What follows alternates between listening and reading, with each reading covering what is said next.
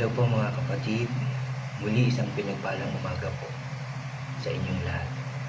Tayo po ay makikinig na naman ng sasabihin ng Diyos sa atin sa pamamagitan ng Biblia. Pero unahin po natin ang manalangin muna para samahan tayo, gabayan tayo ng ating Diyos. Magsiyo po tayo. Yes Lord, aming Diyos na makapangyarihan sa lahat. Lord, nagpapasalamat po muli kami dahil narito na naman kami, tinawag mo na naman kami, Lord, para makinig ng iyong sasabihin. Salamat na naman ngayong umagang ito, Lord, dahil gagamitin mo na naman po ako para maghayag po ng iyong salita. Maraming salamat, Lord, sa pagkakataon na palagi mong ipinagkakaloob sa amin lahat. Lalo na sa pagkakataon na makapag-aral, makapagbasa, at makapakinig ng iyong mga makapangyarihang sa lahat. Lord, I pray na muli mo kami samahan, gabayan, turuan, para lubusan namin itong maintindihan, Lord. At para din, Lord, lahat ng aking sasabihin ay galing lang po sa iyong salita. Kaya maraming salamat po, Lord, and we claim it na tagumpay na ang gawain ito dahil narito ka po, kasama ka namin. Maraming salamat po. Salamat po. Lord, muli, pinupuri ka namin, pinasasalamatan, sinasamba ka namin. Sa iyo lamang ang pinakamataas na papuri at pagsamba sa tanging pangalan na aming Panginoong Jesus na aming tagapagligtas. Lahat tayo ay magsabi ng Amen and Amen. At ito po ang aking channel.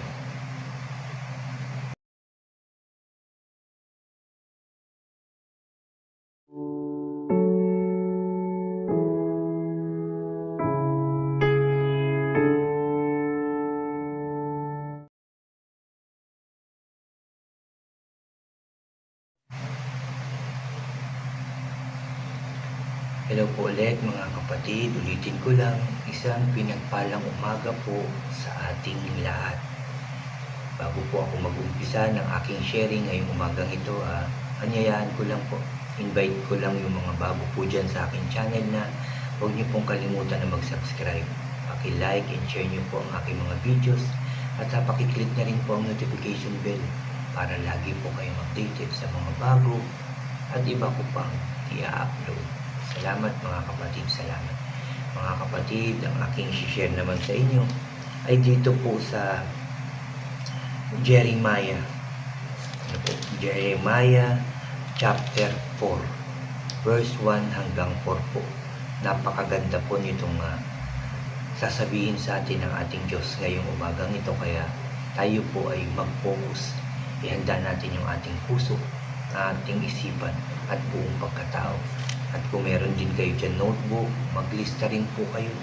At isulat nyo po itong ating pag-aaralan ngayong umagang ito. Dito nga po, ulitin ko lang, Jeremiah chapter 4, verse 1 to 4.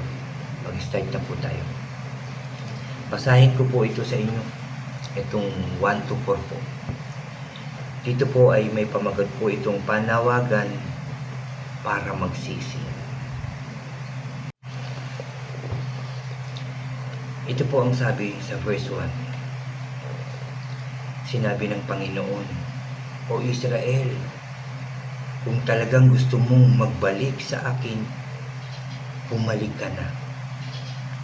Kung itatakwil mo ang kasuklam-suklam mong mga Diyos-Diyosan at hindi ka na hihiwalay sa akin, at kung susumpa ka sa pangalan ko lamang at mamumuhay ng tapat, matuwid at tama, magiging pagpapala ka sa mga bansa at paparangalan nila ako.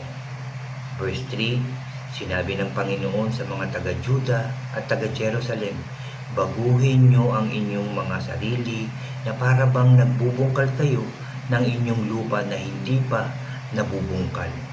At huwag nyong ihasik ang mabuti nyong binhi sa mga damong matinik. Linisin nyo ang inyong mga puso sa presensya ng Panginoon. Kayong mga taga-Juda at taga-Jerusalem, dahil kung hindi ay mararanasan nyo ang galit kong parang apoy na hindi namamatay dahil sa ginawa nyong kasamaan. Salamat sa salita ng ating Diyos na aking nabasa. Mga kapatid, napakaganda at nakakatakot ang sinabi ng Diyos doon sa mga taong pinababalik niya, pinagsisisi niya, pero ayaw. Mararanasan ang kanyang galit. Balikan po natin ang verse 1. Sinabi ng Panginoon, o Israel, kung talagang gusto mong magbalik sa akin, bumalik ka na. Kung gusto nating magbalik loob talaga kay God, huwag na tayong magdalawang isip. Bumalik na tayo. Yan ang sinasabi ng Diyos. Yan ang sinasabi niya sa ating lahat ngayong umagang ito. Kung gusto mo nang magbalik sa Kanya, kung gusto mo na talagang magsisi sa iyong mga kasalanan, abay gawin na natin. Ngayon na, hindi bukas, hindi mamaya, kundi ngayon na. Sabi nga ni Lloyd, gusto mo bang bumalik sa akin? Bumalik ka na. Halika na. Tinatawag na niya tayo. Kung itatakwil mo ang kasuklam mong mga Diyos-Diyosan at hindi ka nahihiwalay sa akin, sabi niya. Kung kakalimutan mo ng lahat, yung mga pagsamba sa mga Diyos-Diyosan, ano pa yung mga sinasamba ng ibang tao, pera, iba yung kayamanan, yung katanyagan, yan, sinasamba nila yan, kilala ako, nasa taas na ako, dito na lang ako, gusto ko pa maging mataas, gusto ko pang makilala ako ng mga tao. Yan yung mga sinasamba. Ano ba? Napakaraming sinasamba ng mga tao. Pero ang sabi ng Diyos, talikuran mo ng lahat yan at magbalik ka na sa akin. Yan ang tinuturo at sinasabi ng Diyos sa atin. Sabi pa sa verse 2, at kung susumpa ka sa pangalan ko lamang at mamumuhay ng tapat, matuwid at tama, magiging pag sumunod tayo sa sinasabi ng Diyos na mamuhay ng tama, matuwid at tama, anong sabi niya? Magiging pagpapala ka sa mga bansa at paparangalan nila ako. Dahil namuhay ka ng tama, namuhay ka ng tapat sa Diyos, makikita yan ng mga tao. Diba magiging pagpapala ka, tutularan ka ng ibang tao dahil sumusunod ka ng tapat at totoo sa ating Diyos. Anong sabi ng Diyos? Magiging pagpapala ka sa lahat ng bansa. Verse 3, sinabi ng Panginoon sa mga taga-Juda, taga-Jerusalem, baguhin nyo na ang inyong mga sarili na para bang nagbubungkal kayo ng inyong lupa na hindi pa nabubungkal. Linisin, bungkalin, ayusin yung ating mga puso, isipan at buong pagkatao. Ayusin. Baguhin. I-prepare para sa Diyos. Sabi pa niya, at huwag niyong ihahasik ang mabuti niyong binhi sa mga damong matinik. Kumbaga, yung salita ni God, huwag natin bastang ilalagay. Itatanim sa ating puso. Kung meron pa itong galit, sama ng loob, inis, kayabangan, diba? Pag-iisip ng hindi maganda sa kapwa, yung mga kasalanan na meron pa tayo sa puso, huwag natin ilalagay basta yung salita ng Diyos. Dahil hindi yan mamumunga. Baliwala lang, wala lang saysay. Pero sabi nga dito, kung tayo magbabago, mamumuhay ng tapat, tama, yung salita ng Diyos na ating naririnig, na ilalagay sa puso, na itatatak, na isa sa pamuhay, ito ay mamumunga ng maayos. Mamumunga ito sa ating puso. Makikita yan ng mga tao na tunay na binago ka, binago tayo ng ating Diyos. Diyan nila makikita na ang salita talaga ng Diyos ay namunga sa ating mga buhay. Kaya pag nag-share ka nito, sila din ay mababago. Yung kanilang puso, kanilang isipan, yung kanilang pagkatao, yung kanilang buhay, yung kanilang pamumuhay, mababago. Dahil namunga sa iyo ang salita ng Diyos sa kanila rin mamumunga ito. Basta kailangan lang na magsisi ang mga tao sa lahat ng kasalanan, talikuran na yung masasamang ginagawa, mamumunga salita ng Diyos sa kanila. Pero kung punong-puno ka pa rin ng galit, hindi yan mamumunga. Kung punong-puno ka pa rin ng pagsamba sa Diyos-Diyosan, sa pera, sa karangalan, sa kayamanan, hindi po mamumunga salita ng Diyos sa inyo. Baliwala lang po. Pero kung ang lahat ng yan, kasamaan, ay tatanggalin mo, aalisin, tatalikuran, ang salita ng Diyos ay totoong mamumunga sa iyong puso, isipan, at pagkatao. Sabi pa sa verse 4, linisin nyo ang inyong mga puso sa presensya ng Panginoon, kayong mga taga-Juda at Jerusalem, dahil kung hindi, ito na yung sinasabing nakakatakot. Ulitin ko verse 4, linisin nyo ang inyong mga puso sa presensya ng Panginoon, kayong mga taga-Juda at taga-Jerusalem, dahil kung hindi ay mararanasan nyo ang galit kong parang apoy na hindi namamatay dahil sa ginawa nyong kasamaan.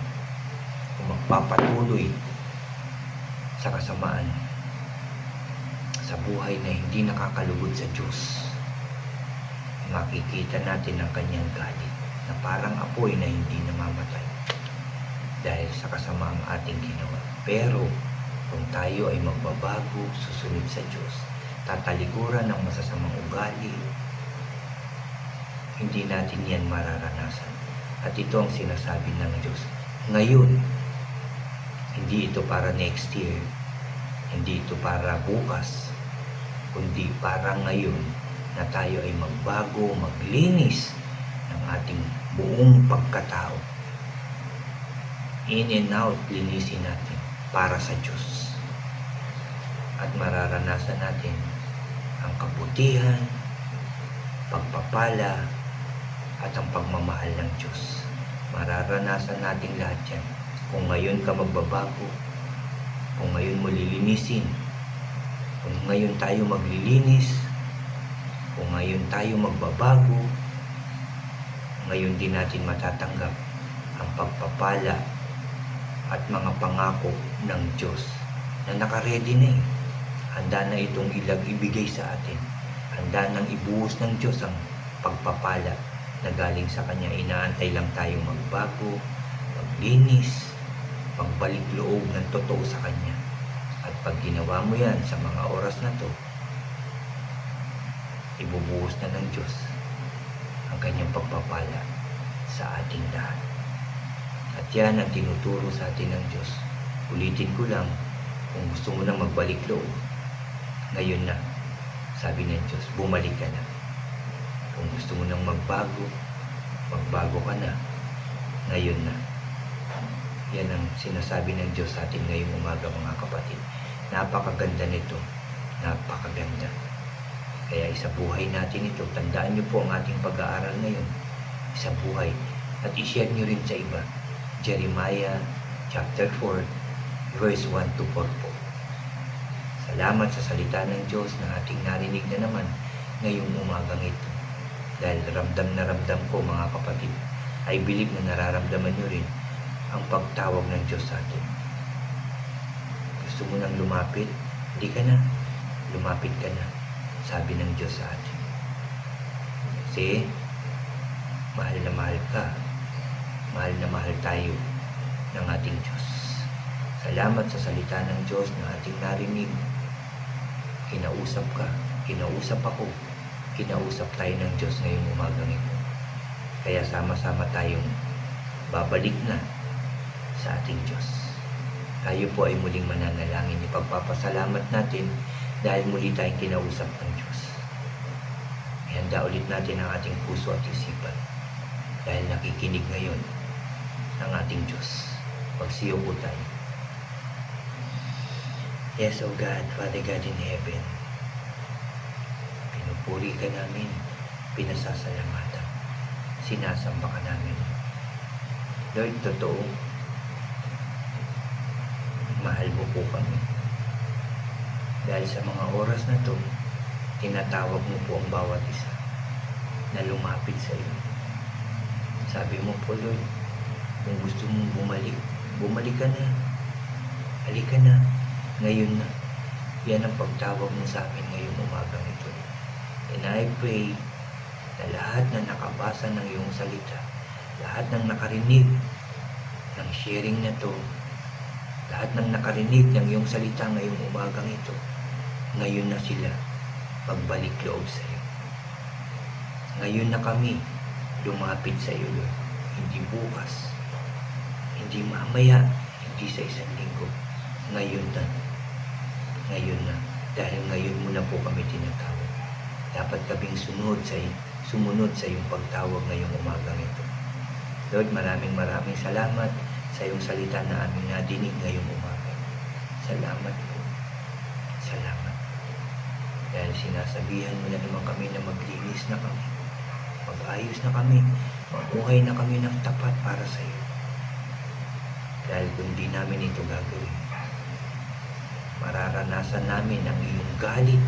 Sinabi mo nga, ang iyong galit na parang apoy na hindi namamatay dahil sa ginawa naming kasamaan. Lord, patawarin mo po kami lahat sa aming mga kasalanan. Every day, every minute ng aming buhay, nagkakamali kami. I pray mapatawad mo po kami lahat sa aming mga kasalanan. And I pray, Lord, na samahan mo po kami, turuan mo po kami, gabayan mo po kami para hindi na kami makagawa ng kasalanan. Lord, para maging malinis na talaga kami para sa iyo. Maging mabuting tao. In Jesus' name. In Jesus' name.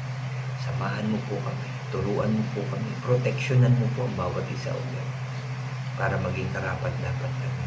Na tumawag sa iyo na Ama. Para karapat-dapat kami sa iyong mga pagpapala. Para maging karapat-dapat kami, Lord God, sa iyong tunay na pagmamahal na ipinapadama mo sa lahat ng tao. Thank you, Father God. Thank you, Jesus. Thank you, Holy Spirit. Salamat po dahil kiniklaim namin, Lord God, ang pagpapalang ipagkakaloob mo sa amin ngayong oras na ito. Dahil I believe na may magandang mangyayari po sa aming buhay ngayong umagang ito, Lord God. Dahil pagkadinig namin ng iyong salita, ng iyong sinabi ngayong umaga, kami po ay nagsisisi ng buong puso at kaluluwa sa lahat ng aming kasalanan. Kami po ay nagbabalik loob sa iyo sa pangalan ng aming Panginoong Hesus at tinatanggap po namin ang Panginoong Hesus na aming maging tagapagligtas. Siya ang aming Panginoon na tagapagligtas namin lahat. Thank you, Father God. Thank you, Jesus. Thank you, Holy Spirit.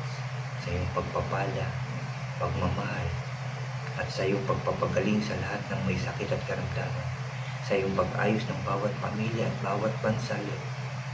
Salamat po. Kiniklaim namin ang lahat ng yan na ito po ay na-receive na namin sa pangalan ng aming Panginoong Hesus. Salamat, Lord. Salamat, Jesus. Salamat, Holy Spirit. Salamat sa katagumpayan ng aming gawain.